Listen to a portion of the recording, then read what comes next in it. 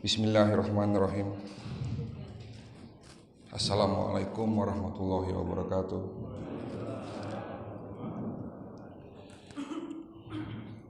Puji dan syukur kita panjatkan kehadirat Allah Subhanahu wa taala atas nikmat yang terus dilimpahkan kepada kita semua, baik nikmat iman, nikmat Islam, nikmat kesempatan, dan pastinya juga nikmat kesehatan. Salam serta salawat selalu tercurah kepada junjungan kita Nabi besar Muhammad SAW beserta keluarganya, sahabat-sahabatnya, dan seluruh umatnya hingga akhir zaman. Semoga kita termasuk yang mendapatkan syafaat oleh beliau nanti di yaumil akhir. Terima kasih kepada Bapak Ketua Dewan Kemakmuran Masjid Al-Furqon, wakil dan segenap pengurus masjid, dan juga tentunya para jemaah, bapak-bapak, ibu-ibu pada sholat subuh yang dirahmati dan cinta Allah Subhanahu wa taala. Perkenalkan, kami Dr. Cahyo mewakili Predikti, Perhimpunan Dokter Digital Terintegrasi Indonesia, mewakili Aspetri, Asosiasi Pengobat Ramuan Tradisional Indonesia, mewakili Perhimpunan Dokter Herbal Medik Indonesia, dan secara khusus mewakili klinik kami, Rumah Sehat Holistik Indonesia. Bapak Ibu sekalian, kegiatan kita pada pagi hari ini kami namakan manasik kesehatan. Adapun tujuan dari manasik kesehatan yang pertama tentunya memberikan edukasi pendidikan kesehatan dalam rangka mencegah khususnya penyakit degeneratif, penyakit kardioserebrovaskuler atau yang kita kenal penyakit jantung, koroner, dan penyakit stroke masih menduduki peringkat pertama sebagai penyebab kematian nomor 1 di dunia termasuk di Indonesia. Lalu Badan Kesehatan Dunia WHO menyatakan negara kita Indonesia menduduki peringkat ke-6 yang masyarakatnya sakit diabetes mellitus atau yang kita kenal penyakit kencing manis. Jadi nomor 6 di dunia. Dan angkanya terus bertambah. Oleh karena itu perlu adanya upaya pencegahan. Tentunya tindakan preventif ini harus dilandasi dengan pendidikan kesehatan. Semoga kedatangan saya ke sini lewat manasik kesehatan bisa menjadi ilmu yang bermanfaat buat Bapak Ibu sekalian. Lalu tujuan kedua dari kegiatan manasik ini, kami akan memperkenalkan sebuah konsep pengobatan holistic integrated medicine, yakni metode gabungan antara pengobatan medis konvensional ala barat dan pengobatan tradisional ala timur. Dan hari ini ada tema yang akan kami angkat, yang dimana ini menjadi pembuka pendidikan kesehatan yang sudah kita lakukan 5 tahun terakhir ini dari masjid ke masjid pada sholat subuh di hari Sabtu dan Minggu, ya, dengan judul kenapa penyakit kronis sulit untuk disembuhkan. Mungkin tema ini sering Bapak lihat di YouTube karena memang sudah beberapa masjid di Jabodetabek mengupload kegiatan manasik. Tapi kembali lagi, karena memang tema inilah yang paling cocok untuk membuka paradigma masyarakat bagaimana sih cara hidup sehat, tentunya mencegah terhadap penyakit-penyakit yang hari ini di dalam ilmu kedokteran dikatakan bahwa seseorang yang sudah divonis atau didiagnosis penyakit seperti hipertensi, diabetes, penyakit jantung, stroke itu tidak dapat disembuhkan. Sehingga yang paling utama adalah bagaimana cara mencegahnya. Seperti yang tadi sudah disampaikan, kita bagi menjadi 3 sesi. Hari ini ada sesi pertama materi, kurang lebih 35-40 menit, lalu dilanjut dengan tanya jawab, dan terakhir saya akan memaparkan 7 cara sehat ala pengobatan holistik, yang dimana di dalamnya nanti ada cara-cara sehat ala Rasulullah SAW. Baik Bapak Ibu sekalian, sebelum saya masuk materi, saya ingin sedikit bercerita apa sih sebetulnya pengobatan holistik. Istilah holistik pertama kali disampaikan oleh Dr. Christian Smoot tahun 1929, yang memang konsep dasar pengobatan holistik adalah self healing, ya, di mana manusia memiliki kemampuan secara otomatis dapat mengobati dirinya sendiri, ya. Di mana dasar dari pengobatan holistik ada 3, detox, defend, dan restore, di mana bahwa holistik sekali lagi disebut sebagai pengobatan yang bukan hanya sekedar mengobati akibat dari adanya penyakit, bukan hanya sekedar mengobati simptom ya atau gejala yang dirasakan, tetapi mengobati sampai pada tahapan apa sih penyebab dari sakit itu sendiri, yang nanti kita akan bahas tentunya. Tapi karena pada saat itu pada saat itu dunia masih didominasi oleh penyakit infeksi, sehingga pengobatan holistik kurang berperan pada saat itu, ya. Karena kalau bicara penyakit infeksi tentunya membutuhkan satu pengobatan yang cepat, karena sifat dari penyakit infeksi adalah akut. Berbeda dengan penyakit degeneratif, hipertensi, diabetes adalah penyakit kronis, ya. Pada tahun itu di awal abad 20 terjadi revolusi di bidang kedokteran di Eropa, ditemukannya banyak antibiotik, vaksinasi, obat-obat kimia obat-obat simptom dengan basis kimia, sehingga pada saat itu pengobatan medis konvensional ala barat lah yang lebih dominan. Tapi sekarang dunia berubah. Sejak 30 tahun yang lalu sampai hari ini ternyata penyakit itu berubah, bukan lagi penyakit infeksi yang menjadi masalah, tetapi penyakit degeneratif, penyakit kronis seperti hipertensi, diabetes, jantung, stroke, gagal ginjal, penyakit kanker inilah yang menjadi masalah besar dalam ilmu kesehatan, ilmu kedokteran di dunia.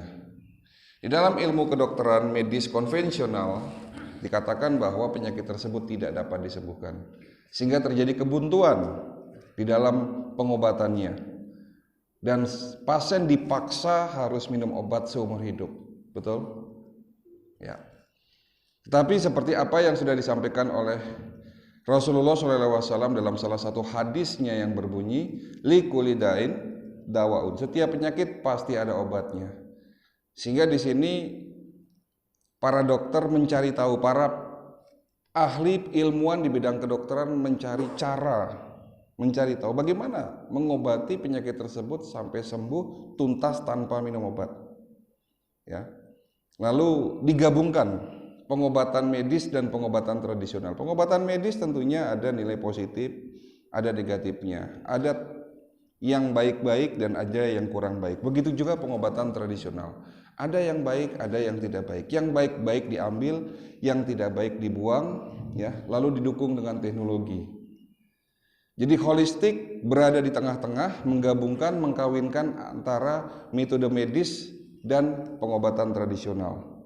Dasar pengobatan holistik sekali lagi adalah self healing, dibantu dengan pengobatan-pengobatan herbal, yang dimana pengobatan herbal yang ada dalam pengobatan holistik ini tentunya sangat berbeda dengan herbal yang kita kenal selama ini sebagai pengobatan tradisional. Sebagai salah satu contoh, ya, kalau selama ini ibu minum jamu, ya, racik-racikan atau jamu empon-empon, ya, baik itu dari daun, dari batang, dari akar, rimpang, itu tidak ada teknologi dalam proses pembuatannya. Kalau selama ini ibu menemukan satu bentuk herbal yang sudah dalam bentuk kapsul, di Indonesia pun hampir 90% pun dalam proses pembuatannya tidak ada teknologi dan tidak ada standar farmasi. Tetapi dalam ilmu kedokteran holistik, ya, herbal yang kita pakai adalah herbal dengan standar farmasi, dengan riset yang panjang, ada uji klinis, dan isi dari kandungan herbal itu bukan seluruh komponen herbal, ya, tetapi yang diambil hanya senyawa aktif, yang dimana senyawa aktif inilah yang punya peranan dalam rangka pengobatan. Sehingga di sini sangat berbeda antara herbal dengan konsep pengobatan tradisional dan herbal dengan pengobatan holistik. Dan pengobatan holistik inilah lebih dapat diterima dalam ilmu kedokteran dan berkembang pesat di Eropa, di Amerika, di China, di Jepang. Banyak perusahaan-perusahaan herbal dengan basis pengobatan holistik dengan penelitian riset yang panjang menemukan cara ternyata apa yang disampaikan Nabi benar adanya bahwa insya Allah semua penyakit bisa disembuhkan. Dan pengalaman kami 15 tahun terakhir ini menjadi dokter praktisi pengobatan holistik, dokter spesialis naturopati, ya alhamdulillah penyakit-penyakit diabetes, hipertensi, jantung, dan stroke bukan hanya sekedar bisa dikontrol, tetapi bisa disembuhkan sampai tuntas, bahkan komplikasinya pun bisa dihilangkan. Ya, baik, itu adalah sekilas sejarah dan cerita apa sih sebenarnya pengobatan holistik. Ya, klinik kami ada di Tangerang, tepatnya di Green Lake City, Ruku Crown, Blok J nomor 8 Cipondo. Itu adalah klinik holistik rawat jalan, tetapi kami sedang membangun klinik holistik rawat inap yang insya Allah setara dengan rumah sakit. Ya, kita lagi bangun di Bogor, yang dimana nanti harapan kami itu menjadi pusat penelitian dan pengobatan holistik terlengkap di Indonesia. Ya, ini masih on progress pembangunan. Ya, mohon doa restunya dari Bapak Ibu sekalian, semoga kampung sehat holistik yang kita namakan, ya, itu di Bogor segera bisa berjalan, dan target kami di awal 2023 sudah bisa berjalan. Jadi nanti Bapak Ibu kalau mau berobat di sana, mau rawat inap, itu bukan seperti di rumah sakit, tapi nanti rawat inapnya di villa-villa. Jadi kita siapkan villa-villa yang cantik, yang nyaman, indah tentunya, tempatnya sejuk di pegunungan, ya. Jadi berobat sekaligus refreshing, ya. Baik, sebelum saya masuk materi, izinkan saya ingin bertanya kepada Bapak Ibu semua. Ibu yang di belakang sehat? Bapak sehat? Sehat atau tidak sakit? Nah, Bapak mantap mengatakan sehat. Buktinya apa? Apakah orang yang sakit kanker, gagal ginjal tidak bisa hadir di sini? Orang yang kena kanker, gagal ginjal, hipertensi, diabetes, sakit jantung bisa hadir di sini, betul? Jadi kalau kita hanya mengatakan indikator sehat hanya bisa hadir di sini, bisa melakukan tugas secara rutin, ya itu belum bisa dikatakan sehat. Hanya sekedar tidak sakit. Karena banyak di luar sana orang yang sudah kena kanker stadium 2, bahkan stadium 3 pun tidak merasakan sakit. Ya, adanya kerusakan ginjal sampai dengan 40% pun tidak merasakan sakit. Tidak ada tanda-tandanya. Penyumbatan jantung di atas 50% itu pun belum tentu merasakan adanya gejala. Sehingga tidak ada gejala, tidak sakit, belum tentu sehat. Tetapi kalau orang yang dinyatakan sehat, ya, itu pasti tidak sakit. Baik.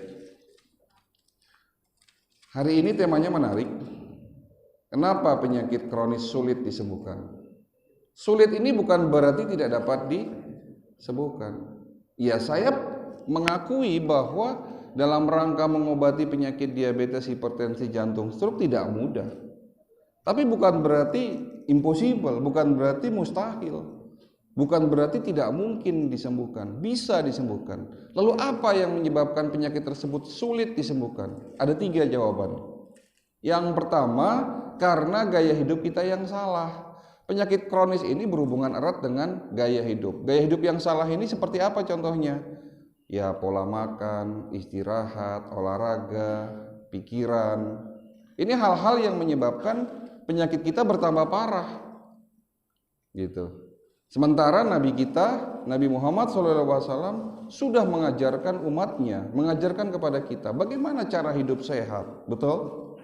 Banyak hadis yang berkaitan dengan kesehatan, mulai dari cara makan, apa yang dimakan, waktu makan, ya, cara tidur, waktu tidur, ya, bahkan mohon maaf buang hajat pun diajarkan kepada kita. Ya, tetapi kita jarang mengikuti sunnah Rasul yang berkaitan dengan kesehatan. Ya. Ada hadis kedua di sini yang ingin saya ungkap. Banyak hadis yang sebetulnya kalau kita teliti ini menjadi pembuka ilmu pengetahuan hari ini. Ya. Hadis ini menjadi dasar pemikiran banyak ahli mengatakan bahwa ternyata sumber penyakit itu berasal dari pencernaan. Hadisnya berbunyi begini, tidak ada tempat yang lebih buruk kecuali di dalam perutnya anak cucu Adam. Nabi ingin mengatakan kepada kita bagian paling buruk di dalam sistem tubuh kita adalah pencernaan. Jika pencernaan kita baik, jika usus kita bersih, insya Allah sehat, Pak. Sudah pasti kalau pencernaannya baik, ususnya bersih, darahnya pun bersih. Kalau sudah darahnya bersih, pasti organnya pun sehat. Dan ini dibenarkan oleh banyak ahli. Seorang ahli pengobatan holistik dikatakan sebagai bapak pengobatan holistik dunia, Dr. Bernard Jensen, mengatakan 80% penyebab penyakit radang sendi, penyakit hipertensi, diabetes, jantung, stroke, kanker itu berasal dari pencernaan yang tidak baik. Hampir semua ilmuwan di bidang pengobatan holistik mengatakan itu, dan itu sudah dikatakan jauh-jauh 1400 tahun yang lalu oleh Nabi kita. Ya. Kenapa bangsa kita masyarakatnya banyak yang sakit?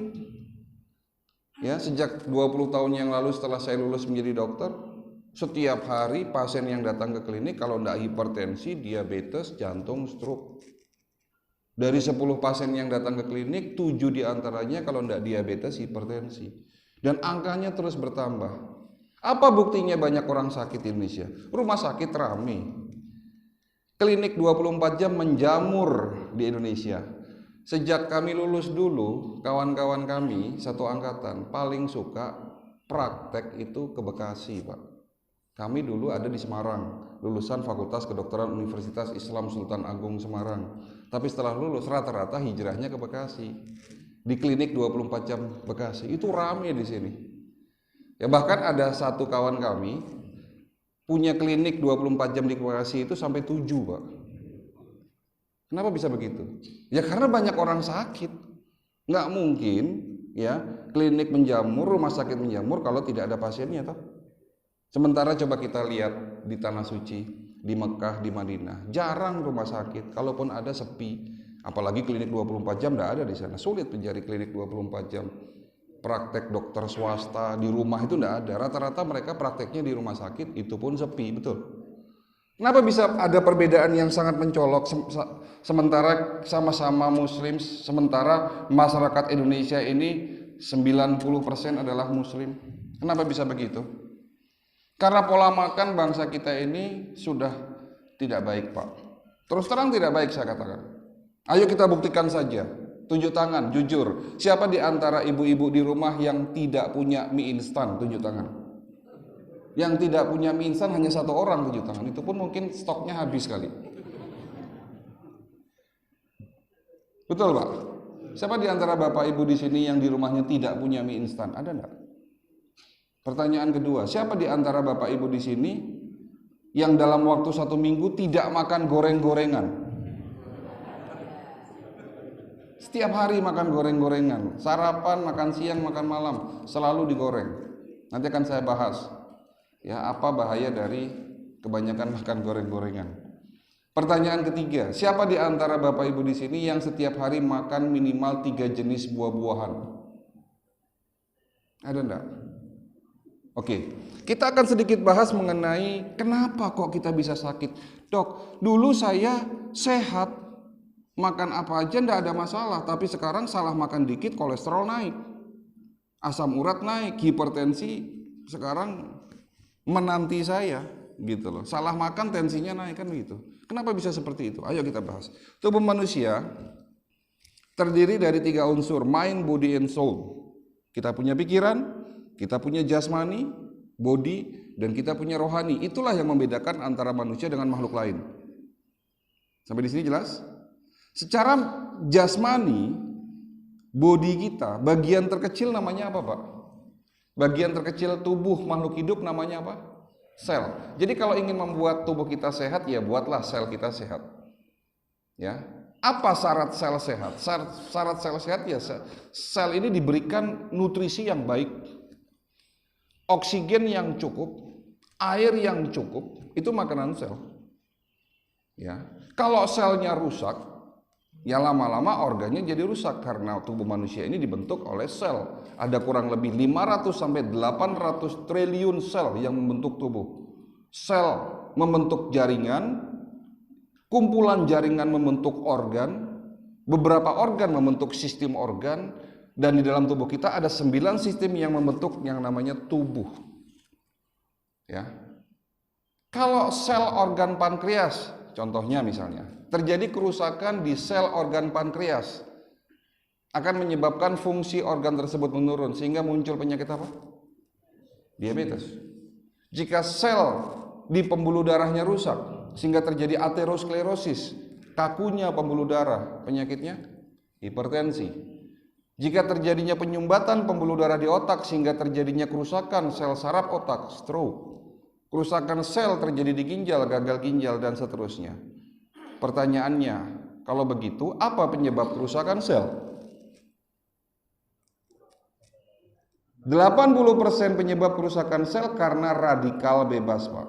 Radikal bebas ini yang kalau nempel di sel, sel kita jadi rusak. Radikal bebas itu apa? Radikal bebas bukan makhluk hidup, bukan virus, bukan bakteri, tapi sebuah atom, molekul yang kehilangan pasangan elektronnya, terbentuk akibat proses oksidasi. Oksidasi ini apalagi, Dok? Oksidasi itu contohnya kalau di luar sana besi berkarat.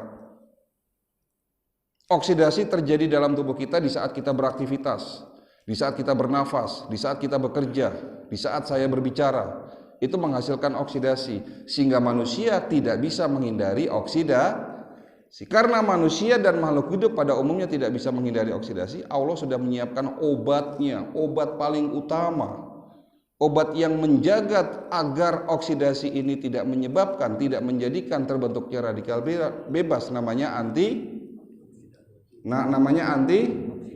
antioksidan. Betul, antioksidan menjadi obat utama dalam tubuh kita sebelum antibodi. Jadi antibodi itu justru benteng pertahanan kedua. Benteng pertahanan pertama di dalam tubuh kita namanya antioksidan. Diproduksi di setiap sel-sel tubuh Bapak, mulai dari sel kulit, otot, tulang, organ.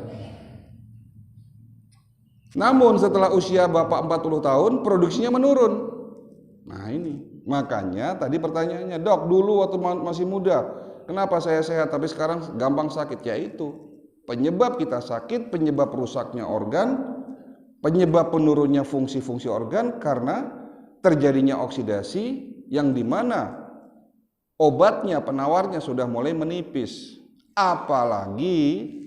Apalagi kalau oksidasi ini naik berlipat-lipat. Apa yang menyebabkan oksidasi dalam tubuh kita naik 2-3 kali lipat? Stres, kurang istirahat, tidur larut malam, makan makanan yang tidak baik, makanan instan, makanan junk food, minuman kekinian dengan kalori yang sangat tinggi, ya, makanan dengan kadar natrium yang tinggi, penyedap, pengawet, pewarna, pengenyal, pemanis, ya, makanan yang digoreng terus dengan minyak kelapa sawit. Itu adalah makanan-makanan yang mudah meningkatkan oksidasi 2-3 kali lipat. Di mana oksidasi naik dalam tubuh kita yang tidak diimbangi dengan produksi antioksidan yang cukup sehingga terbentuk radikal bebas, dan radikal bebas inilah yang merusak sel-sel tubuh kita perlahan-lahan. Ya, jelas Pak? Tapi Allah Maha Baik. Allah bukan hanya menciptakan antioksidan dalam tubuh kita, tapi menciptakan antioksidan ada dalam makanan kita. Jadikan makanan kita menjadi obat buat penyakit kita. Dan antioksidan itu ada di mana? Di buah, yang dimana sudah kita lupakan hari ini. Lebih suka ngemilnya gorengan ketimbang ngemil buah. Betul? Dimana buah-buahan Allah sudah siapkan buat manusia. Di situ ada kandungan antioksidan yang menjadi obat utama. Ada ratusan jenis antioksidan yang terkandung dalam buah-buahan. Contoh, antioksidan namanya resveratrol. Antioksidan ini dapat mencegah dan mengobati penyakit jantung koroner. Ada di mana? Ada di buah yang warna merah keunguan. Buah blueberry, strawberry, buah anggur. Jadi Bapak Ibu kalau makan anggur, bijinya jangan dibuang, dikunyah, ditelan, karena itu ada obat yang namanya resveratrol, dapat mencegah dan mengobati penyakit jantung koroner. Di Amerika ada perusahaan herbal Ya, obat herbal yang diekstrak dari biji anggur merah untuk penyakit jantung koroner. Ya, jadi nggak perlu anggur mahal dok, ya nggak perlu beli anggur di Indonesia, di Jabodetabek terutama itu dulu ya, sekarang sudah jarang. Banyak buah jamblang. Nah, budidayakan lagi di komplek ini, tanam lagi. Karena itu obat untuk penyakit jantung koroner. Asam memang. Sekarang sudah jarang ya. Antioksidan namanya lycopene. Bapak-bapak yang sudah mulai susah kencing, kencingnya lama, tidak tuntas-tuntas, penyakitnya apa Pak? Kencing lama, tidak tuntas-tuntas, penyakitnya apa? Prostat. Sebetulnya bisa dicegah, diobati oleh lycopene. Ada di mana? Buah tomat dan semangka. Antioksidan namanya bromelin. Dapat mencegah penyakit kanker, terutama kanker payudara. Ada di mana? Buah nanas. Makan nanas tiap hari, Bu. Bagus untuk mencegah penyakit kanker. Nanas juga punya kalsium yang tinggi. Nanas juga berfungsi untuk detoksifikasi usus. Banyak manfaat nanas. Bagian tengahnya jangan dibuang ya Bu, bonggolnya, karena di situ banyak kandungan bromelin yang untuk mencegah penyakit kanker. Malah dibuang. Ya karena tidak tahu, sekarang kan sudah tahu. Antioksidan yang terkandung dalam buah alpukat dapat mencegah penyakit pikun dan Alzheimer. Alpukat dapat menurunkan kadar kolesterol jahat. Ya. Antioksidan yang terkandung dalam buah apel dapat mencegah penyakit batu empedu. Semua buah mengandung antioksidan. Jadi jawabannya, kenapa bangsa kita, masyarakat yang banyak yang sakit? Pola makan yang salah, gaya hidup yang keliru. Sementara kita, negara kita diberikan berkah luar biasa sama Allah. Iklim terbaik, tanah paling subur, ya. Apa yang tidak ada di Indonesia? Buah-buahan paling komplit di Indonesia. Lalu kalau ada masyarakat kita mengatakan buah mahal, kita mau hidup di negara mana lagi yang lebih murah daripada Indonesia buahnya? Nggak perlu makan buah impor, ya, buah lokal lebih baik daripada buah impor. Nggak perlu yang aneh-aneh cari buah kiwi dari Australia, nggak usah. Buah belimbing itu kandungannya sama dengan kiwi Pak. Belimbing banyak itu, sentranya di Depok. Iya. Bukan belimbing ulu, belimbing biasa. Ya. Jadi apa yang tidak ada di Indonesia? Pisang, pepaya, ya banyak sekali. Ya. Saya mau cerita Bu. Ya, mudah-mudahan cerita saya ini menjadi inspirasi dan pelajaran buat kita. Ada seorang pasien datang ke klinik, seorang ibu-ibu sakit diabetes, usia 55 tahun tapi sudah parah, sudah banyak komplikasi, kaki sebelah kanannya membusuk, mulai dari betis sampai telapak kaki menghitam, sudah parah, datang pakai kursi roda, dibawa oleh suaminya. Dok, lihat istri saya, tolong istri saya sebentar lagi mau diamputasi. Apakah tidak ada cara lain supaya sembuh kaki istri saya tanpa harus diamputasi? Syukur-syukur penyakit diabetes dan komplikasinya juga sembuh. Tidak mudah Pak mengobati pasien yang datang sudah begitu parah. Ya, tetapi inilah ikhtiar yang kita terus lakukan, kerjakan di klinik. Sebelum saya obati beliau, saya melakukan tindakan medical check up holistik.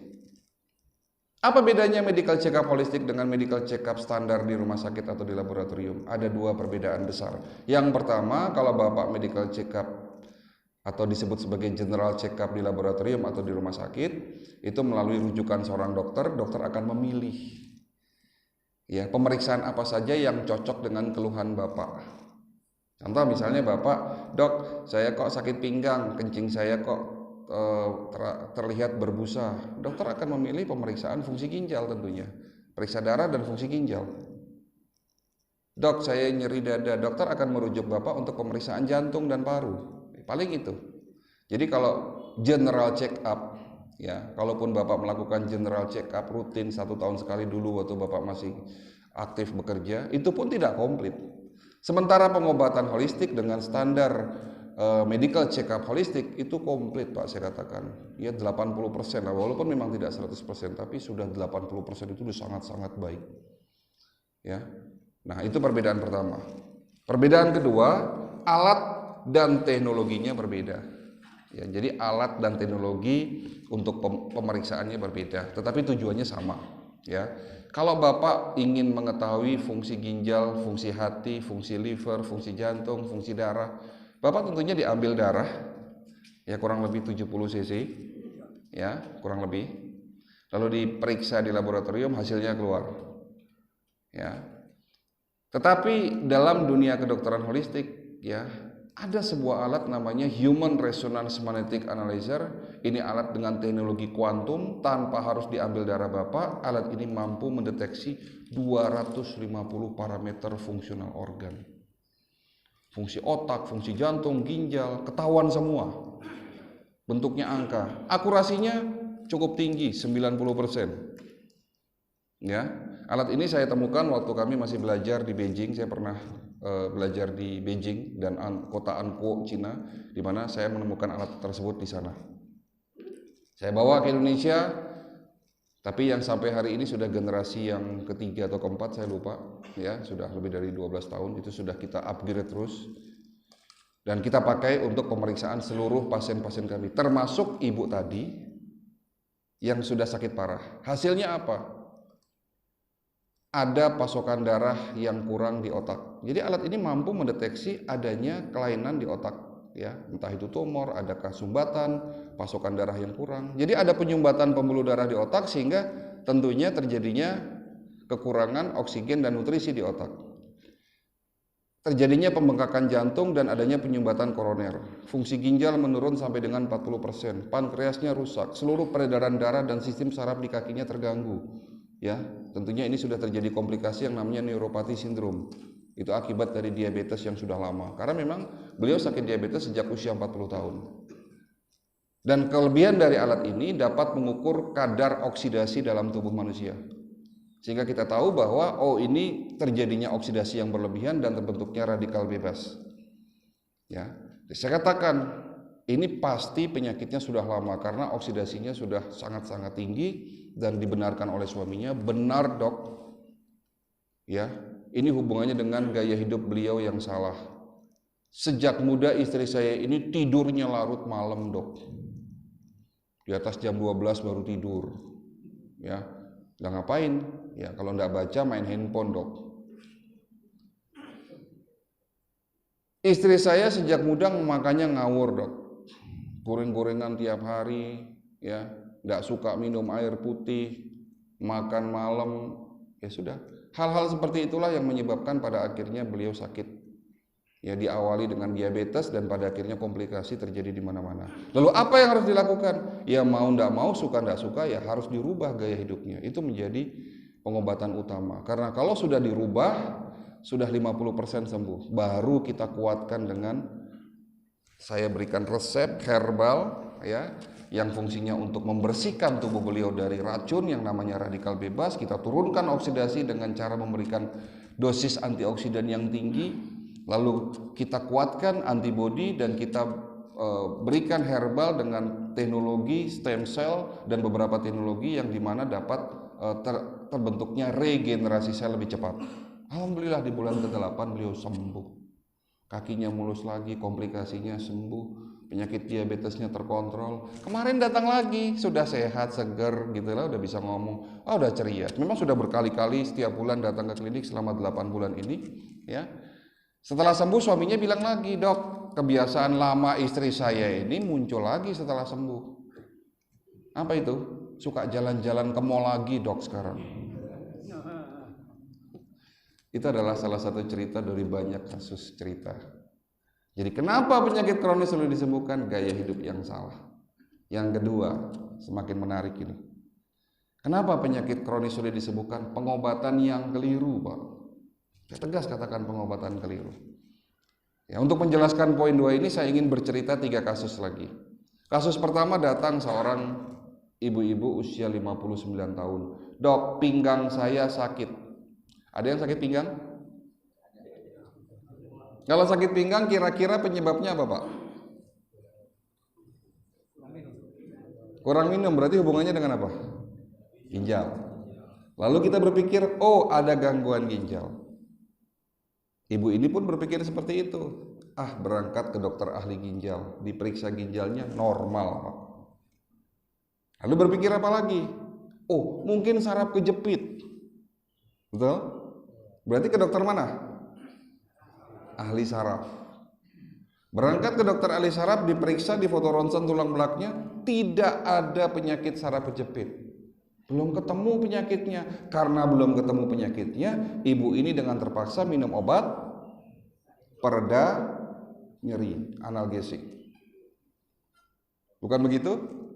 Kan banyak cerita seperti itu. Sudah 5 bulan minum obat tidak sembuh-sembuh, ya pasti tidak sembuh ya, karena yang diminum hanya obat simptom, pereda nyeri. Datang ke klinik, dok tolong obati saya. Nanti dulu bu, jangan buru-buru tanya obat. Saya tidak mau kira-kira, karena yang namanya kira-kira pasti salah tak? Selama ini ibu berpikir bahwa sakit ginjal, tapi ternyata bukan. Berpikir saraf kejepit, ternyata bukan. Lalu apa yang harus dilakukan beliau? Medical check up holistik. Nah, saya punya alat kedua, teknologi kedua ini namanya CT scan. Pernah tahu? Pernah dengar? Mungkin pernah Bapak Ibu lakukan juga CT scan. Tapi ada perbedaan antara CT scan di rumah sakit secara umum atau di laboratorium dengan CT scan di klinik kita. Kalau CT scan di rumah sakit itu teknologinya MRI, magnetic resonance imaging, dengan teknologi nuklir. Tapi kalau CT scan di klinik kami, teknologinya namanya 3D NLS bioscanner lewat gelombang NLS otak. Penemunya orang Rusia, pabriknya di Ukraina yang sekarang lagi perang nih. Kebetulan saya sudah punya alat ini sudah 4 tahun 5 tahun. Ya, alhamdulillah diberikan kesempatan untuk punya alat ini. Alat ini canggih sekali. Alatnya tidak besar, hanya sebesar podium ini. Ya, kalau di rumah sakit CT scan-nya kan besar sekali ya, masuk lorong. Kalau ini tidak besar, hanya sebesar inilah, kurang lebih sebesar meja. Tiduran di sebelah alat dipasangkan seperti helm ke kepala. Tapi nanti hasilnya seluruh gambaran organ sampai dengan tingkatan sel terlihat di situ, berikut dengan tingkat kerusakannya. Kalau alat pertama hasilnya angka, kalau alat kedua ini hasilnya gambar-gambar organ 3 dimensi full color. Mulai dari isi otak, jantung, paru, ginjal, liver, rahim, kelihatan semua di situ. Sampai detail sekali, dari atas, dari bawah, kanan, kiri, itu sangat mendetail. Sehingga saya bisa menentukan apa penyebab sakit pinggangnya beliau. Ternyata setelah diperiksa, penyebab sakit pinggangnya ada infeksi dan kista di rahim. Setelah tahu penyakitnya itu, baru saya resepin obatnya. Alhamdulillah, di bulan kedua dia sembuh. Cerita kedua, bapak-bapak umur kurang lebih 65 tahun, dok saya sering mual, kembung, nyeri ulu hati. Kira-kira sakit apa pak? Mual, kembung, nyeri ulu hati, kira-kira sakit apa? Emah. Rata-rata orang mengatakan emah. Kalau bapak sakit mah minum obat apa? Promah. Ya tidak salah, sakit mah minum promah, milantam. Tapi kalau sudah berbulan-bulan tidak sembuh-sembuh, pastikan diagnosisnya secara tepat apa. Ternyata setelah kami melakukan pemeriksaan secara holistik dengan teknologi yang tadi saya ceritakan, ternyata bukan sakit mah tapi sakit batu empedu. Ya, sakit batu kantung empedu. Kalau sakit batu empedu sembuh tidak pakai promah? Tidak bisa. Berarti pengobatan yang salah. Cerita ketiga, ibu-ibu masih muda 30 tahun. Keluhannya apa bu? Dok, sakitnya tuh di sini dok katanya. Sakitnya tuh di sini. Sakit apa bu? Ibu ini divonis sakit jantung. Ada kebocoran jantung. Bukan sakit jantung koroner, berbeda ya. Jantung koroner sama kebocoran jantung itu beda. Ada kebocoran jantung. Apa yang dirasakan bu? Sering berdebar-debar, tiba-tiba deg-degan gitu, berdebar-debar, denyut jantung tidak teratur, ada sedikit sesak kalau di saat mau tidur. Setelah diperiksa oleh dokter ahli jantung, ternyata ada kebocoran jantung. Apakah cerita ketiga ini salah diagnosis? Tidak. Ternyata benar, diagnosisnya sakit jantung bocor, tapi ternyata kurang diagnosis. Jantung bocornya itu penyebabnya setelah diperiksa semua nih, ternyata ada gigi berlubang. Apa hubungannya gigi berlubang dengan kebocoran jantung? Ya saya mau tanya sama bapak, apa penyebab gigi berlubang? Makanan yang tidak bersih membusuk di dalam gigi sehingga terbentuknya adanya kuman. Bukan virus pak, kuman, bakteri. Bakterinya namanya Streptococcus. Bakteri ini kalau beranak pinak di dalam gigi menyebabkan karies, infeksi yang berlebihan. Ya, sehingga bakterinya suka hijrah, Pak. Hijrah lewat darah, nempel di klep jantung kita jadi kaku dan bocor. Turun lagi ke bawah, nempel di ginjal kita jadi bocor. Ini hanya gara-gara gigi berlubang. Makanya ada dokter spesialis gigi yang hanya ngurusin gigi, Pak. Karena masalah gigi ini sangat-sangat panjang nanti ceritanya.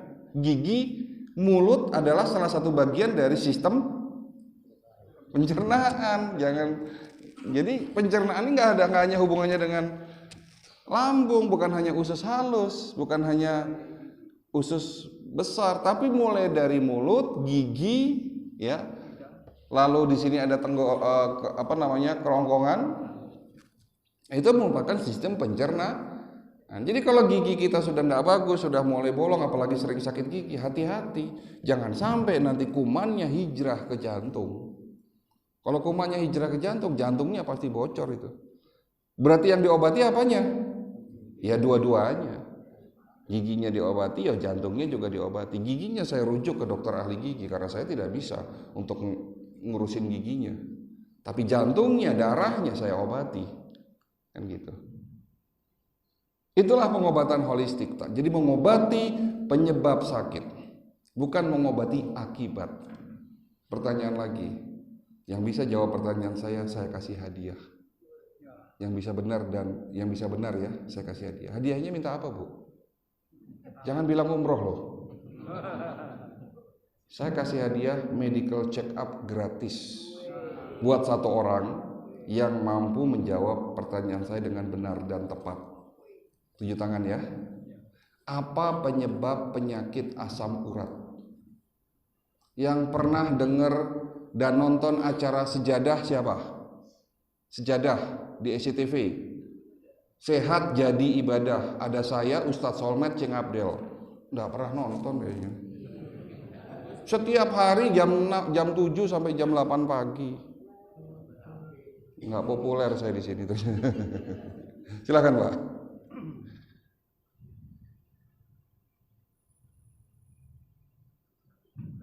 Penyebab asam urat adalah adanya gangguan pada ginjal.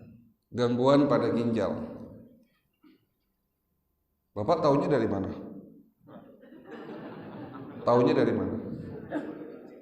Saya sendiri menderita asam urat. Menderita asam urat. Benar enggak? Biasanya kan penyebab asam urat adalah makanan. Daun singkong, emping, melinjo. Dari sekian ratus pasien yang saya kunjungi, hanya 10 masjid, sekian ratus pasien, maaf. Dari sekian ratus masjid yang saya kunjungi, ya mungkin udah 1000 ya, udah 5 tahun ya, setiap Jumat, Sabtu, Minggu. Hanya 10 masjid yang benar. Dan di Masjid Al-Furqan ini adalah masjid yang ke-11 yang benar. Bapak benar, langsung benar. Namanya siapa, Pak? Nama saya Muhammad Akib. Pak Muhammad Akib. Nanti akan dicatat oleh staf saya. Bapak Muhammad Akib mendapatkan hadiah medical check up holistik gratis dari klinik. Mau diambil atau mau dikasih belakangnya, Pak? Saya Ambil. Karena ada yang nggak mau ngambil gitu loh, kan sayang. Ya toh. Jadi penyebab penyakit asam urat itu adalah gangguan fungsi organ ginjal. Di dalam metode medis, Bapak sakit asam urat, obat yang diminum adalah piroxicam allopurinol, betul? Ya. Itu piroxicam adalah obat anti nyeri. Allopurinol adalah obat untuk menurunkan asam urat di dalam darah. Tapi kalau ginjalnya tidak diobati, ya seumur hidup Bapak Ibu minum piroxicam sama allopurinol. Makanya metode holistik mengobati asam urat, ya mengobati ginjalnya, seperti halnya mengobati diabetes, ya diobati pankreas dan insulinnya, bukan hanya diberikan metformin yang fungsinya hanya nurunin gula. Jadi sudah mulai jelas ya, apa sih perbedaan antara medis dan holistik? Pengobatan holistik tidak hanya sekedar mengobati rasa sakit, karena rasa sakit itu bukanlah penyakit. Rasa sakit seperti pusing, migrain, sesek, ngilu, pegel-pegel, nyeri, kesamutan, kram, baal yang selama ini dirasakan Bapak Ibu itu sesungguhnya bukan penyakit. Itu adalah alarm tubuh. Cara tubuh ngasih tahu kita, cara tubuh lagi protes, cara tubuh minta haknya. Di saat kita fokus hanya menghilangkan rasa sakit, lama-lama penyebabnya semakin parah. Dan disitulah penyakit sulit disembuhkan. Jadi jawaban ketiga, kenapa penyakit kronis sulit disembuhkan? Karena rata-rata orang berobat ke rumah sakit sudah parah. Seperti tadi pasien saya, sudah komplikasi, sudah gangren, sudah gagal ginjal, sudah jantung, sudah stroke, kanker, baru berobat. Kalau baru setengah sakit, ya enggak berobat. Lalu ada yang mengatakan, dok nggak usah berobat, nanti nunggu mati. Iya kalau langsung mati, karena kalau stroke 10 tahun nggak mati-mati. Nggak usah ngomong mati, karena mati itu urusan Allah. Betul kan? Orang sehat aja mati. Oh iya benar. Kita nggak tahu bagaimana kita nanti mati. Tapi kita selalu berdoa. Di dalam sujud terakhir kita berdoa. Ya matikanlah saya dalam keadaan husnul khotimah. Kan begitu. Ya. Dan bagaimana cara mencegahnya kalau begitu, dok? Nah ini. Nanti di terakhir saya akan memaparkan 7 resep ala pengobatan holistik. Ya, jadi kita ulang. Jadi kenapa penyakit kronis sulit disembuhkan? Ada 3 ya. Gaya hidup yang salah. Yang kedua, pengobatan yang keliru. Dan yang ketiga, penyakitnya sudah terlanjur parah. Pertanyaan yang sama. Apakah Bapak menunggu motor mobil Bapak rusak dulu baru ke bengkel?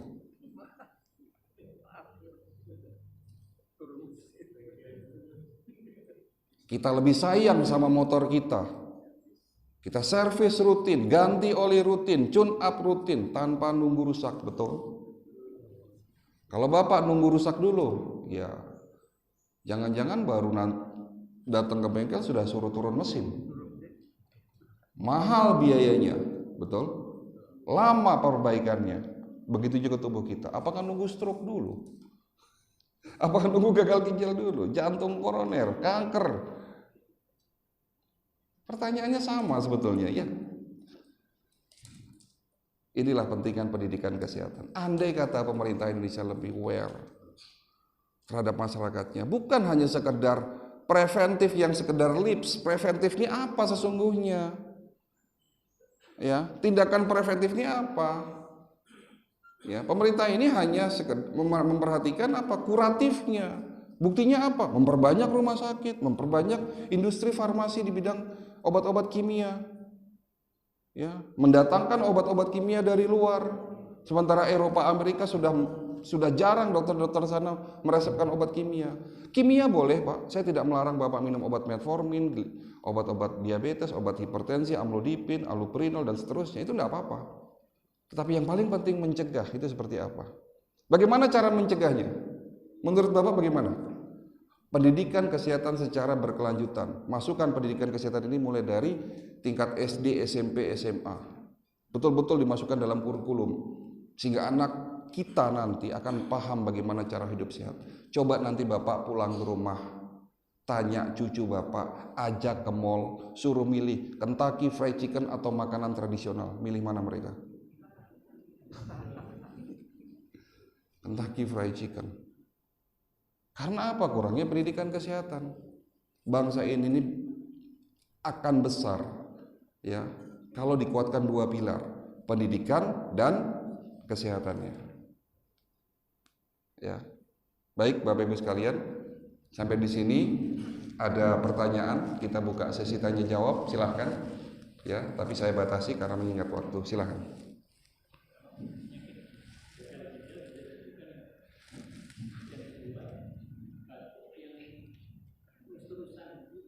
Ya, semua penyakit itu selalu ada stadiumnya, Pak. Begitu juga gagal ginjal. Kalau stadium 1, 2, pengobatannya pasti lebih mudah, lebih murah, lebih cepat. Tapi kalau datangnya sudah stadium 3, lebih susah.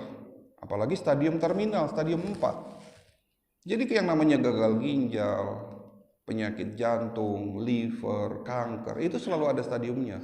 Apakah bisa disembuhkan? Kalau datangnya gagal ginjalnya itu masih stadium 1, pengobatannya, kesembuhannya lebih cepat, lebih mudah. Tapi kalau ginjalnya sudah sebesar biji kacang, lah bagaimana nyembuhinnya? Itu gagal ginjal stadium 4 itu. Ya, kalau sudah besarnya ginjalnya sudah biji kacang, sudah HD, sudah cuci darah berkali-kali, sudah tahunan kena gagal ginjal, sudah kurus, kering, kulitnya menghitam, ya tentunya sangat-sangat sulit. Walaupun bukan berarti impossible, karena teknologi-teknologi di bidang kedokteran sekarang ini berkembang pesat, Pak. Gitu. Jadi pertanyaannya apakah bisa disembuhkan tergantung dari stadiumnya.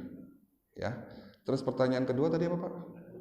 Batuk yang susah disembuhkan, intinya dicari tahu penyebab batuknya apa. Kemarin ada pasien, dok, saya sudah 50 hari batuk tidak sembuh-sembuh. Ternyata penyebab batuknya bukan hanya infeksi di paru, tapi terjadi pembengkakan jantung. Jantungnya itu membengkak dan menggesek-gesek paru-paru sehingga terasa yaitu batuk tadi. Jadi bukan hanya sekedar penyakit paru-paru batuk itu. Batuk juga bisa disebabkan karena asam lambung yang tinggi, Pak.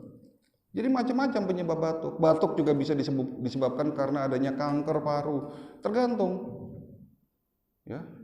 Jadi kembali lagi apapun gejala yang kita rasakan, entah pusing, batuk, pilek, ya dicari tahu penyebabnya. Kemarin, Pak, baru kemarin saya ngisi ceramah di Bekasi juga daerah. Saya lupa daerah mana ya. Baru kemarin hari Sabtu di Masjid At-Taqwa, kalau nggak salah juga nggak jauh dari sini lah. Sekitar 2-3 kilo dari sini. Setelah acara manasik, mereka mendaftar sama staf saya, lalu rombongan ke klinik medical check up. Dari beberapa orang yang medical check up, keluhannya pusing. Pusing yang pertama ternyata sinusitis setelah diperiksa. Pusing yang kedua ternyata ada penyumbatan pembuluh darah di otak dan kurangnya oksigenasi di otak. Pusing yang ketiga ternyata gangguan hormon pada ibu-ibu yang mau menopause. Pusing yang keempat ternyata kekentalan darah tinggi, kolesterol tinggi, masalah darah lah intinya. Pusing yang kelima diperiksa normal semua, Bu. Ini ibu-ibu datang usia 45 tahun. Setelah diperiksa normal semua. Iya, tapi saya pusing, Dok.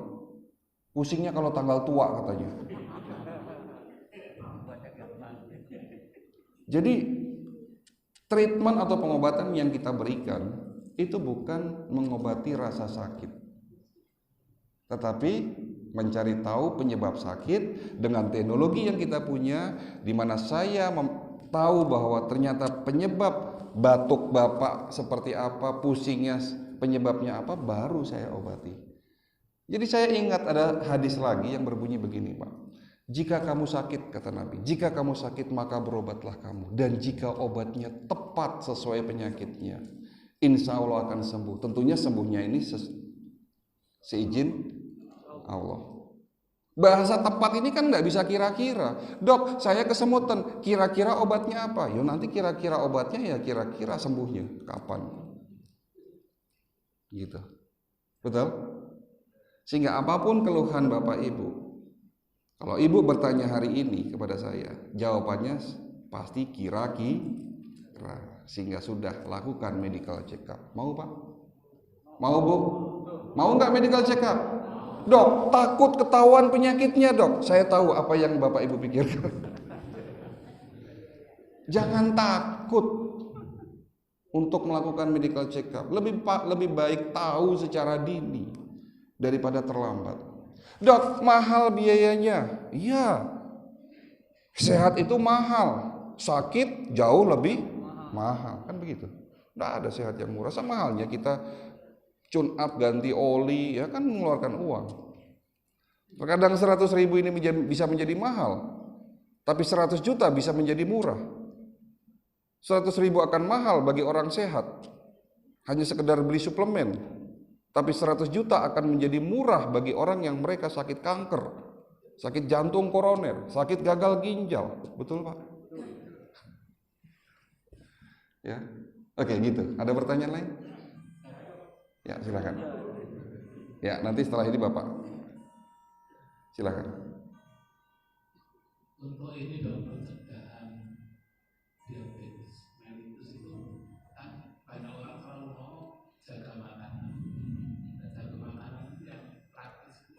Ya, secara umum nanti akan saya jelaskan prinsip jaga makan seperti apa di 7 cara sehat ala pengobatan holistik nanti di sesi terakhir. Kemudian yang sering juga saya dengar bahwa hindari nasi. Kalau dari kecil ya makanya udah nasi terus. Iya, nanti akan saya jelaskan itu. Ya, baik, silakan.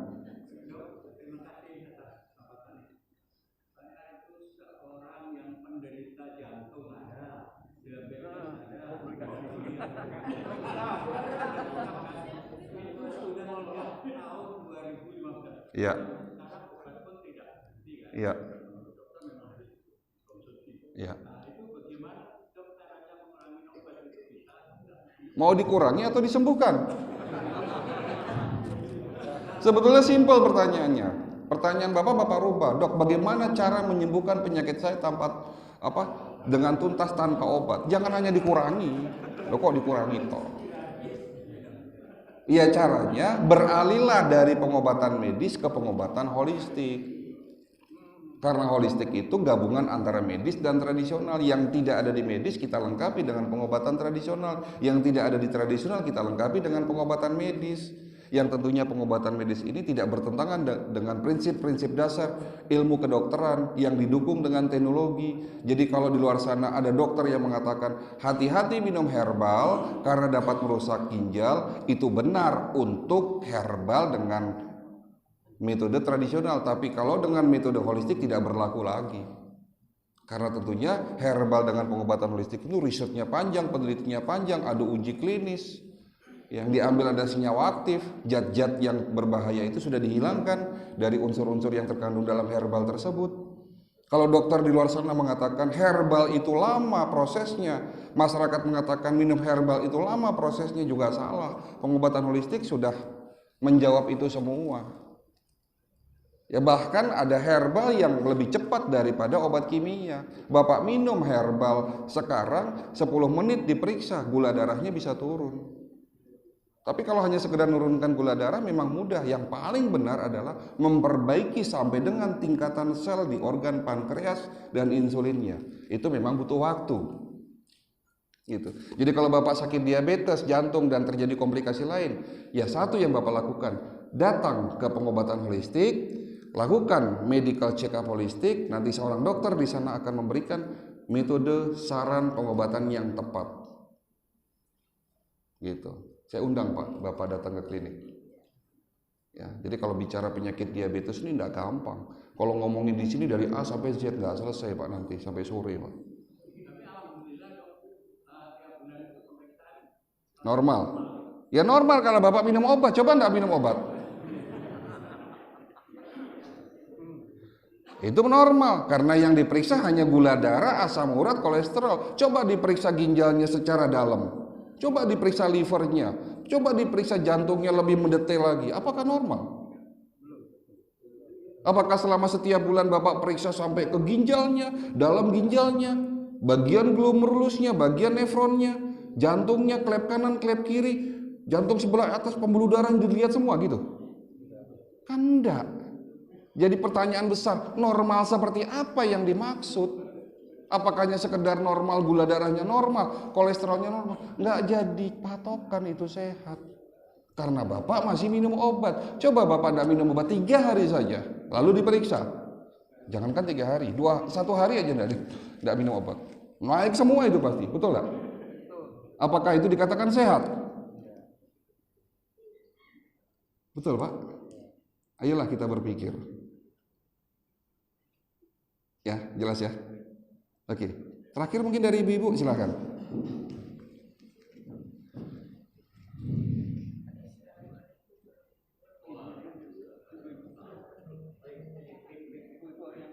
Sudah pegang mic tapi enggak kedengeran.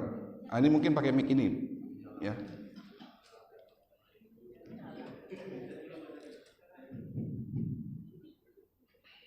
Mungkin enggak sampai kali sinyalnya, Bu. Assalamualaikum warahmatullahi wabarakatuh. Waalaikumsalam warahmatullahi wabarakatuh.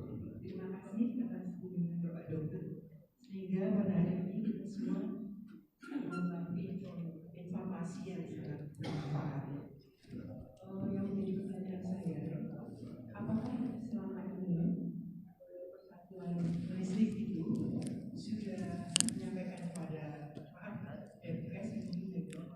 Sehingga informasi ini bisa menyebar sudah 15 tahun. Terus terang, saya baru mendengar hari ini. Kedua, mungkin tentang biaya ya. Ya. Dan seandainya kita tidak melarang apakah ada yang terdekat dan sebagainya. Kami mohon agar informasi ini lebih menyebar. Baik. Bapak Ibu bisa menyampaikan kepada puskesmas dan puskesmas banyak sekali. Sekian dari saya. Pertanyaan ini sudah sering ditanyakan kepada saya, Dok, apakah metode holistik sudah disampaikan dalam ilmu kedokteran? Sebetulnya sudah. Ya, perjuangan kita luar biasa. Saya, Dr. Jedul Akbar, Dr. Agus Rahmadi, Profesor Amarullah, bahkan mantan Menteri Kesehatan Dr. Terawan pun adalah salah satu dokter praktisi pengobatan holistik yang sempat ditentang oleh IDI, bahkan dikeluarkan, dicoret namanya oleh IDI. Bahkan sekarang beliau mendapatkan penghargaan di Jerman. Ya, di Indonesia ditendang, tapi di Jerman dia mendapatkan penghargaan luar biasa. Itulah Indonesia. Ceritanya panjang. Seolah-olah kita cicak lawan buaya, Bu. Nah, itu. Politis di sini berbicara, ya, cengkraman. Ini saya nggak mau ngomong ya. Kalau bisa dikatakan kalau ada mafia migas, sekarang ada mafia obat-obat kimia.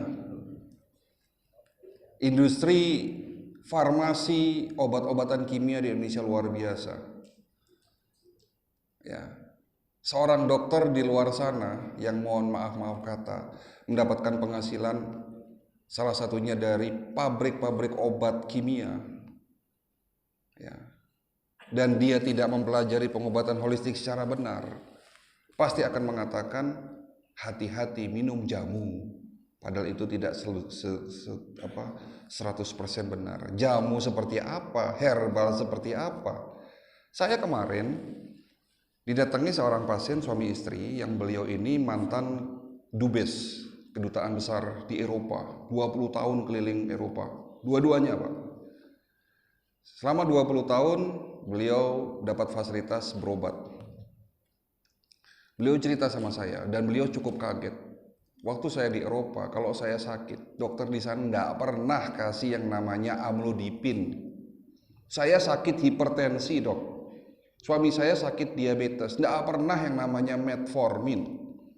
Tapi mereka kasih suplemen herbal dengan teknologi tinggi, diberikan edukasi, diberikan pendidikan kesehatan. Setiap saya datang itu dikonsultasinya masalah nutrisi, makanan, olahraganya seperti apa, obatnya adalah suplemen herbal. Itu di Eropa. Saya cukup kaget. Oh ya benar, Bu? Iya, Dok.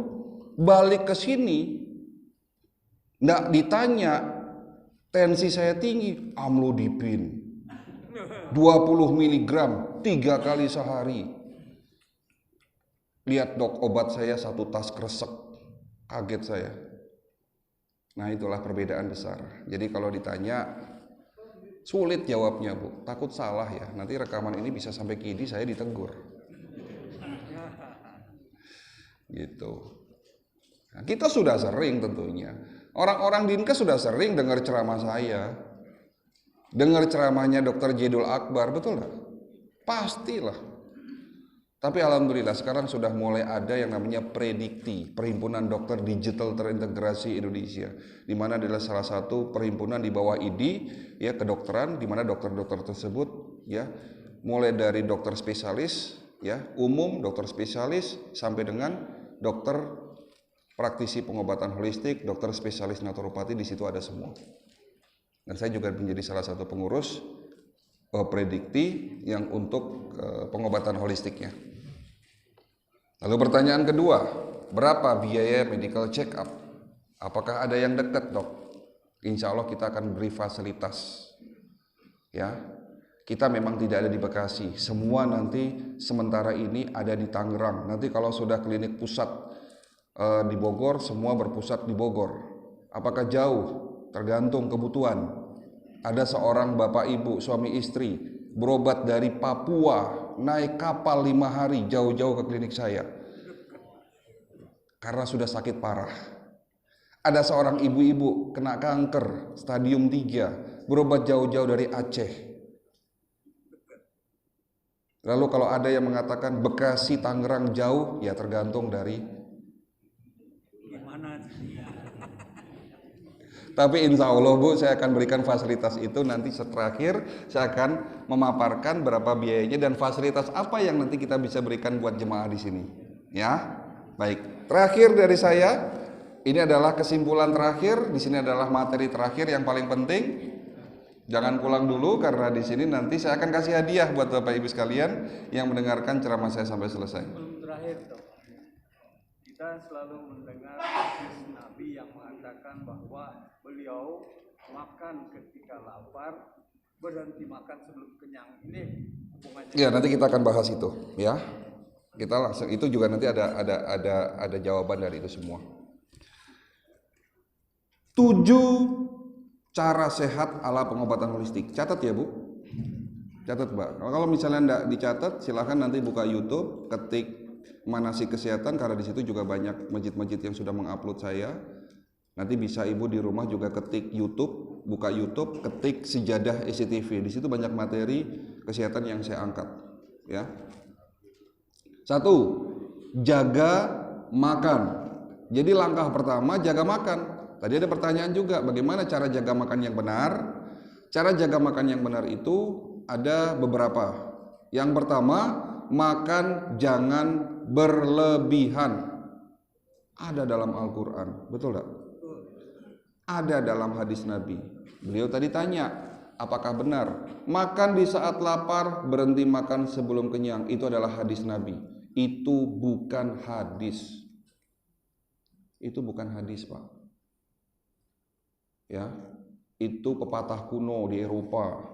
Makan di saat lapar, berhenti makan sebelum kenyang. Ya, saya tahu itu pun dari Ustadz Adi Hidayat. Beliau adalah ustadz yang cukup cerdas, menguasai hadis, dan beliau tegas mengatakan itu bukan hadis. Sementara banyak muslimin di Indonesia, kaum muslimin Indonesia mengatakan itu hadis. Bukan ternyata. Hadis yang benar, sisakan lambungmu untuk sepertiga makanan, sepertiga air, dan sisanya untuk bernafas. Jadi artinya kalau kita makan, isi makanannya hanya cukup sepertiga buat lambung kita, sepertiganya lagi buat air, sepertiganya lagi buat udara atau bernafas. Jadi cara jaga makan yang pertama, makan jangan berlebihan. Yang kedua, mulai hari ini jangan makan malam. Kalau ini tidak ada hadisnya, ini dari ilmu kesehatan holistik. Jangan makan malam, henti makan sebelum sholat isya. Jadi kalau setelah sholat isya, tidurnya jam 9, jam 10, jangan makan Pak. Kalau lapar, makan buah. Ya, yang lebih parahnya lagi, sore sudah makan, malam mindo. Nah, mindonya pakai mie instan, nasi goreng. Wah. Terkadang kita gini loh Pak. Allah tidak akan merubah satu kaum manakala kaum itu tidak mau merubahnya sendiri. Kita berdoa, tiap hari berdoa, ya Allah berikanlah kesehatan, panjangkanlah umur saya. Tapi setelah doa minta kesehatan, makan goreng-gorengan terus, mie instan terus, junk food, ya. Nah itu kita harus perhatikan. Jadi cara jaga makan yang kedua, simple, stop makan di malam hari. Ya. Yang ketiga, mulai hari ini atur pola makannya, jangan berlebih karbonya, karbohidrat. Kenapa saya katakan jangan berlebih karbohidrat? Karena masyarakat Indonesia pemakan karbo terbanyak di dunia. Dalam satu piring nasi uduk contohnya, nasi uduk nih. Hari Minggu biasanya pada jajan nasi uduk. Dalam satu piring nasi uduk itu nasinya 70% nasi toh? Karbohidrat. Ditemenin sama apa? Mie, karbohidrat. Tepung kan karbo. Temeninnya lagi sama apa? Bakwan, tepung lagi, karbohidrat. Apalagi tepungnya digoreng pakai minyak sawit. Hati-hati. Tepung yang digoreng atau makanan apapun yang digoreng dengan minyak sawit akan meningkatkan lemak jahat yang lebih jahat daripada lemaknya daging kambing sekalipun. Kita menghindari sate, jahat dok lemak daging kambing. Betul, itu adalah lemak jenuh. Tapi lemaknya bukan dagingnya. Kalau daging kambing sehat, makanya Rasulullah ya sunnah Nabi makan daging kambing karena daging kambing itu sehat. Yang tidak sehat itu lemaknya. Yang tidak sehat itu kalau dagingnya digoreng.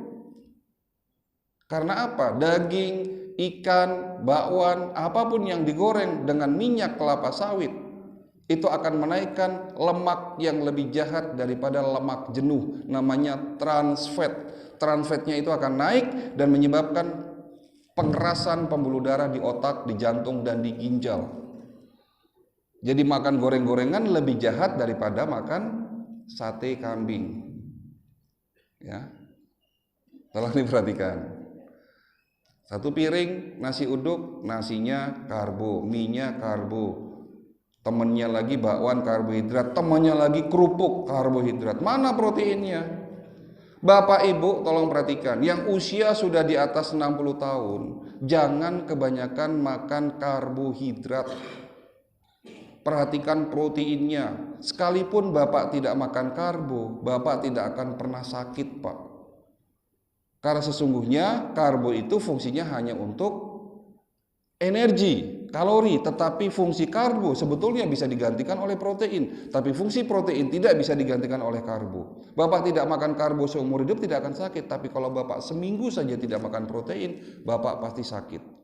3 bulan tidak makan protein, mati kita, Pak. Loh ya. Makanya mulai hari ini cara makan yang ketiga, perhatikan karbohidratnya sudah mulai dikurangi, proteinnya diperhatikan. Protein ini dapat dari mana? Telur, ikan laut, berlimpah semua. Daging ayam, daging sapi, daging kambing, daging mahal. Oke, tempe adalah sumber protein terbaik yang pernah ada di dunia. Nggak perlu mahal-mahal, tapi juga jangan diselimutin pakai tepung terus, digoreng lagi.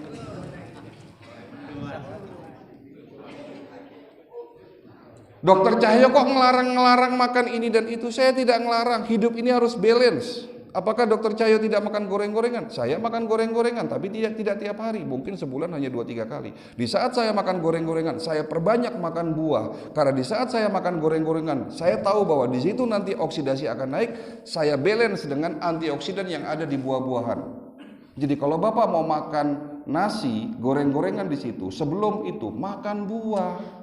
Gitu loh. Hidup ini harus balance. Bukan berarti dilarang-larang. Enggak, saya enggak larang-larang. Betul? Iya. Hidup ini kan indah, Pak. Makan kok dilarang-larang, Dok, gitu. Ya tentunya juga harus tahu caranya. Kalau doyan dengan goreng-gorengan, ya, sebelum makan goreng-gorengan, netralisir dulu dengan buah, gitu caranya. Jadi mulai cara jaga makan yang ketiga, perhatikan unsur karbohidrat, protein, dan buah-buahannya. Yang keempat, mulai hari ini makanlah yang halal dan thayyib. Halalan dan thayyiban. Ini penting sekali. Terkadang kita sakit, mungkin ada darah yang masuk dalam tubuh kita, sumber makanannya ini tidak halal. Gitu. Ini kita harus introspeksi. Itu langkah pertama. Langkah kedua, mulai hari ini perhatikan istirahat kita. Bagaimana caranya? Jangan tidur larut malam. Jangan tidur setelah sholat subuh. Jangan tidur antara asar dan maghrib. 3 waktu ini diperhatikan. Sunnah Nabi tidurnya setelah sholat zuhur. Itu pun hanya 30 menit sampai 60 menit maksimal. Jangan tidur antara asar dan maghrib. Kenapa, Dok? Kalau Bapak kebiasaan tidur antara asar dan maghrib menyebabkan daya tahan tubuh mudah turun. Kalau Bapak tidur larut malam menyebabkan antioksidan turun, oksidasi naik. Kalau Bapak tidur setelah sholat subuh menyebabkan pikun, Pak, mudah pikun. Ini sudah ada penelitiannya. Ya, kalau mau tidur pagi hari, nanti setelah sholat duha silahkan tidur setengah jam. Kalau memang betul-betul ngantuk, nanti jam 8 ke atas silahkan. Ya, itu langkah kedua. Langkah ketiga, mulai hari ini minum air putih yang cukup. Saya katakan cukup. Bagaimana cara ngitungnya? 40 cc kali berat badan kita. Hitung sendiri nanti di rumah. Itu adalah jumlah air putih yang cukup. Jangan kurang, jangan lebih. Malam 1 jam sebelum tidur jangan terlalu banyak minum. Jika Bapak minum terlalu over 1 jam sebelum tidur akan menyebabkan kerusakan ginjal, Pak. Justru akan menyebabkan kerusakan ginjal. Malam mau tidur cukup seteguk 2 teguk. Tapi pagi hari di saat kita bangun, pagi hari boleh minum 2 gelas langsung, silahkan. Itu tidak masalah. Itu cara sehat yang ketiga. Cara sehat yang keempat, puasa secara teratur. Nah, puasa di sini ada 2. Puasa syariat Islam, puasa berdasarkan ilmu kesehatan holistik. Puasa berdasarkan syariat Islam tidak perlu saya jelaskan. Ada puasa Senin, Kamis, puasa Daud, dan seterusnya. Puasa Ramadan, itu sudah kita lakukan. Tapi yang banyak orang tidak tahu, ada puasa dari ilmu kedokteran holistik yang namanya intermittent fasting. Bagaimana caranya? Ada yang tahu? 16:8. 16 jam puasa, 8 jam tidak puasa. Tapi ada waktunya, dari jam 8 malam sampai dengan jam 12 siang puasa. Tetapi boleh minum air putih. Ya, jadi puasanya itu berbeda dengan puasa pada umumnya kita sebagai muslim. Puasa intermittent fasting, puasa tank mulai dari jam 8 malam, tidak makan, tidak ngemil, tidak makan buah, tapi minum air putih boleh. Sampai tank jam 12 siang, kita buka jam 12 siang, makan, silahkan. Nanti sore kita makan lagi, mulai lagi jam 8 sampai 12 jam 12. Bapak lakukan 3 bulan, kolesterol, gula darah, asam urat turun semua, Pak. Ya. Coba lakukan itu. Ya, puasa 16:8. Itu langkah keempat. Langkah kelima, jaga hati. Karena penyakit hati ini akan menyebabkan gangguan fisik. Orang yang stres, gangguannya di mana? Gangguannya di liver. Kalau orang yang stres itu gangguannya di liver dan pankreas. Tapi kalau orang yang marah-marah, tidak sabaran, gangguannya di jantung. Kan gitu. Kemarin ada ibu-ibu pasien usia kurang lebih 56-57 kena stroke, datang ke klinik saya stroke. Saya ngomong 2 kali, dibantah 5 kali. Ngomong saya 5 kali, dipotong lagi sama ibunya. Ngomel sepanjang konsultasi. Suaminya dimarah-marahin di belakang. Suaminya diem aja dimarah-marahin. Lalu saya berkesimpulan, oh ini ibu punya masalah hati, penyakit hati. Bu, saya tegur, Bu, hati-hati berucap kata kasar sama suami ibu. Di saat suami ibu tidak ridho, suami ibu tersinggung, suami ibu marah walaupun tidak terucap, suaminya diem aja Pak dimarah-marahin. Allah akan murka sama ibu, makanya ibu dikasih stroke. Saya ngomong begitu, saya dimarah-marahin. Hobinya kok marah nih orang. Teriak-teriak di dalam ruangan saya. Saya suruh keluar, maaf saya tidak punya obat buat penyakit ibu. Silahkan ruqyah, saya bilang. Jangan-jangan ada jin dalam tubuhnya yang buat marah-marah. Kita tidak pernah tahu, iya kan? Nah, itulah hati. Ya. Ada lagi bapak-bapak curhat sama saya, 6 bulan Bu. Itu berobat bapak-bapak dari Palembang setiap bulan datang ke klinik. Dok, saya sakit-sakitan setelah saya ditinggal soulmate saya, Dok. Istri saya tercinta meninggal mendadak kena serangan jantung. Selama saya ada dengan istri, saya sehat, bahagia hidup saya. Tapi setelah saya ditinggal sama istri, saya sakit-sakitan. Nah, bapak enggak ikhlas ditinggal. Itu setiap bulan tuh curhat terus sama saya. Kalau datang tuh paling terakhir, karena apa? Ngobrol sama saya bisa sejam, Pak. Curhat. Ya, saya kasih sedikit obat, vitamin. Datang lagi bulan depan, sampai 6 bulan. Di bulan ke-6 sembuh penyakitnya. Ngajak anaknya, Dok, di depan anak saya, di depan dokter, saya minta mau kawin lagi, Dok. Sehat, saya bilang. Ya enggak apa-apa, udah istrinya udah meninggal ya, Bu. Obatnya. Lucu-lucu, Pak. Yang berobat ke klinik saya itu lucu-lucu. Ya. Jadi langkah kelima jaga hati. Langkah keenam olahraga teratur, terukur sesuai umur. Olahraga ini hati-hati, Pak. Olahraga itu kalau salah melakukan itu bisa menjadikan justru penyakit buat kita. Saya ada instruktur senam istri, kena stroke, Pak. Kenapa? Karena over olahraganya, tidak terukur. Olahraga itu jangan over, terukur harusnya. Kalau lelah di menit ke-30 berhenti. Dan olahraga harus pilih-pilih sesuai usia. Mosok umur 65 tahun main futsal? Nggak boleh. Ada pasien saya umur 65 tahun, lututnya bengkak, jatuh di lapangan futsal, main futsal. Karena lututnya bengkak. Lah, ada lagi pasien umur 75 tahun, dok 3 bulan yang lalu saya kena serangan jantung. Kenapa? Ikut klub goes Jakarta Bogor. Nah, umur 75 kok ikut klub goes Jakarta Bogor. Kita sering mendengar orang kena serangan jantung mendadak di lapangan tenis, lapangan bulu tangkis, lapangan futsal. Diusahakan Pak, yang sudah usia di atas 60 tahun, jangan olahraga yang sifatnya kompetisi. Ya kalau goes enggak apa-apa, tapi santai. Jangan ngoyo, jangan Jakarta Bogor, jauh amat Pak.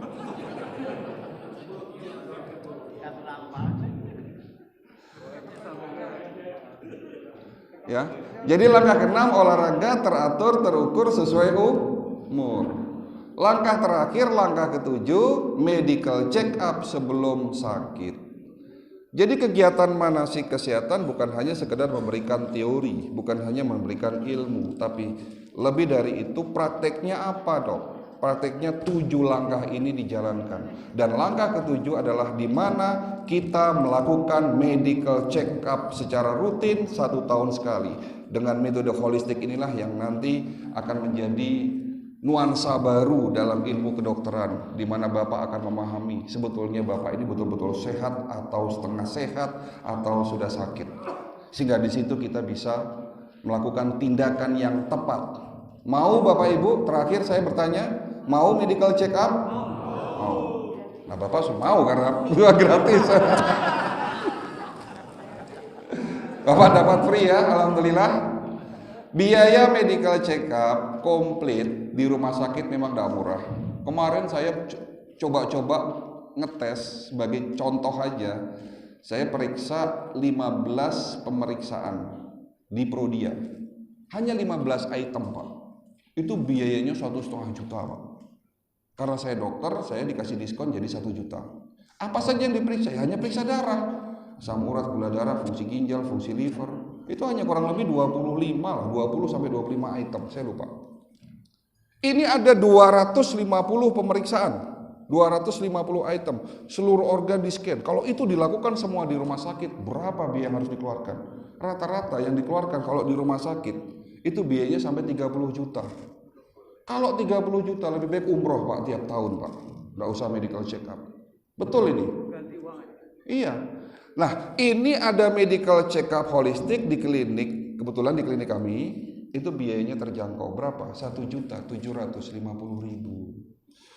Dengan uang 1.750.000, Bapak akan mendapatkan fasilitas medical check up holistik dengan 2 alat tadi. Yang pertama, Bapak akan mendapatkan layanan Human Resonance Magnetic Analyzer 250 parameter fungsional organ. Lalu Bapak diperiksa dengan teknologi yang kedua, teknologi scanning, ya, CT scan, semua organ di scanning, itu kurang lebih, ya seluruh organ ya, tidak dipilih-pilih, semua organ di scanning, ya kurang lebih sekitar 50-an organ yang nanti akan Bapak lihat di situ. Ya, biayanya 1.750.000. Bapak ingat enggak pemeriksaan PCR swab pertama kali di Indonesia itu berapa? 2 tahun yang lalu PCR swab itu pertama kali biayanya berapa?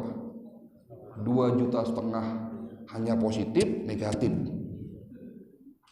Turun lagi dari 2,5 jadi 2 juta, turun lagi jadi 1,5 juta. Bertahan lama di angka 1 juta. Sekarang memang sudah murah karena banyak orang yang sudah tahu, paham, ternyata sebetulnya itu murah. Nah, ini ada medical check up dengan biaya hanya 1.750.000. Saya kembalikan ke Bapak, apakah itu murah atau mahal? Tapi saya mau kasih hadiah. Di klinik kami ada 2 pasien Pak, tolong perhatikan. Ada 2 pasien. Pasien dengan status umum dan pasien dengan status khusus. Pasien dengan status umum itu tidak pakai syarat apapun. Silahkan datang ke klinik kapanpun. Biayanya tadi 1.750.000 mendapatkan fasilitas medical check up holistik. Ya, kalau Bapak mau jadi pasien khusus, biayanya separuhnya dari umum Pak, 875.000 rupiah. bahkan lebih murah daripada PCR swab yang ada. Betul nggak Pak? Tapi untuk menjadi pasien khusus itu ada syaratnya. Apa syaratnya? Ini mutlak. Syarat untuk menjadi pasien khusus hanya Bapak Ibu yang hadir di masjid ini saja. Berikut dengan keluarga di rumah tentunya. Bapak Ibu mewakili, istri mewakili suami yang tidak hadir, bapak mewakili istri yang tidak hadir di sini. Ya, anak-anak juga. Ya, ini saya kasih kesempatan juga anak-anak. Biayanya separuh, 875.000. Bagaimana caranya untuk menjadi pasien khusus? Bapak daftar dulu nanti sama Mas Reja di belakang yang baju merah. Karena kalau bapak tidak daftar, kita mana tahu bapak berasal dari masjid ini. Ada bukti otentik yang nanti nama-nama bapak akan dikirim ke klinik. Di saat bapak datang ke klinik, bapak adalah peserta pasien khusus. Paham sampai di sini? Nah, untuk memberikan fasilitas atas pertanyaan ibu, kan jauh dok Bekasi Tangerang. Bagi bapak ibu yang daftar hari ini untuk menjadi pasien khusus dan datang hari ini juga, karena kebetulan saya praktek Pak, tapi saya minta maaf praktek saya hanya sampai dengan jam 2 siang karena saya harus berangkat ke Pontianak. Ya, kita ditunggu pesawat nanti jam 4, jadi saya stop praktek sampai jam 2, tapi klinik tetap buka sampai setengah 4. Jadi nanti setelah bapak ibu medical periksa dengan alat pertama itu kurang lebih 10 menit, keluar lagi, tunggu nanti antrian pemeriksaan alat kedua kurang lebih sekitar 5-10 menit, total antara 15 menit. Setelah itu menunggu hasil print out medical check up, hasil rapot akan dibawa ke ruangan saya untuk saya baca hasilnya apa. Mudah-mudahan rapotnya tidak ada yang kebakaran. Kalau ada kebakaran tidak usah khawatir, ada remedi. Ya, paham ya? Nah, hari ini kebetulan jadwal konsultasi saya itu dari jam 9 sampai dengan jam 2 siang nanti, karena jam setengah 3 saya harus berangkat ke bandara. Ya. Nah, untuk memfasilitasi itu bagi bapak yang mendaftar menjadi pasien khusus dan datang hari ini, kita berikan fasilitas antar jemput gratis. Bagaimana caranya? Nanti sampaikan ke Mas Reja, dok saya minta dijemput. Nanti Mas Reja akan mengatakan silahkan datang jam 9 sudah sampai di masjid ini lagi. Insya Allah jam 9 mobilnya sudah ada nanti. Ya, paham ya Bu? Jadi kalau ibu mau medical check up, kita tidak ada di Bekasi, adanya di Tangerang, tapi kita berikan fasilitas antar jemput gratis. Dok, bisa nggak kalau saya daftar hari ini tapi saya datang sendiri? Silahkan. Nanti koordinasi sama staf kami. Jelas Pak? Nah, itulah urutan manasik kesehatan sampai dengan tindakan medical check up. Ya, di mana sampai hari ini sudah lebih dari 200.000 jemaah Jabodetabek melakukan medical check up dan menjadi pasien khusus kita. Alhamdulillah. Alamatnya kita di Green Lake City, Ruko Crown, mahkota ya, Crown, Blok J, Jakarta, nomor 8, Cipondoh, Tangerang. Jadi masuk tol, keluar Karangtengah Cipondoh, belok kanan sudah Green Lake Cipondoh. Ya. Atau nanti minta, kalau ada kartu nama staf saya silahkan nanti diminta. Ya, tapi kalau mau datang dijemput bareng-bareng, ya enggak usah bingung nyari alamat, nanti tinggal duduk aja sampai di klinik diperiksa. Kalau nanti yang hadir misalnya rame, saya mohon maaf. Ya, saya hanya bisa hari ini memeriksa paling banyak 15 sampai 20 konsultasi, ya. Itu konsultasinya ya. Konsultasinya. Dok, kalau hari ini diperiksa tapi nanti konsultasinya berikutnya, saya kasih fasilitas. Ya, saya kasih fasilitas. Bagi Bapak Ibu yang daftar hari ini, saya berikan fasilitas konsultasi gratis dengan saya selama 1 tahun. Jadi tidak ada biaya konsultasi. Baik offline maupun online. Maksudnya gimana online? Ada nggak dokter yang ngasih nomor handphonenya Bu? Saya nanti akan kasih nomor handphone WA, di mana selain nanti ibu konsultasi secara langsung, someday suatu saat kalau ibu butuh tanya-tanya bisa WA saya. Ya. Tapi jangan telepon jam 12 malam, Bu. Ada pasien telepon jam 12 malam, hanya pengen tanya, "Dok, kalau minum obat ini sebelum atau sesudah makan?" Lah ya mau ditunda besok pagi nanyanya. Jam 12 malam ya. Nun sewu nggih. Jadi konsultasi bisa secara langsung di klinik maupun secara online, ya. Jadi itu yang bisa kita sampaikan, kurang lebihnya mohon maaf. Oh ya, satu lagi mumpung ingat. Bagi Bapak Ibu yang nanti medical check up, jangan memakai logam apapun yang nempel di badan.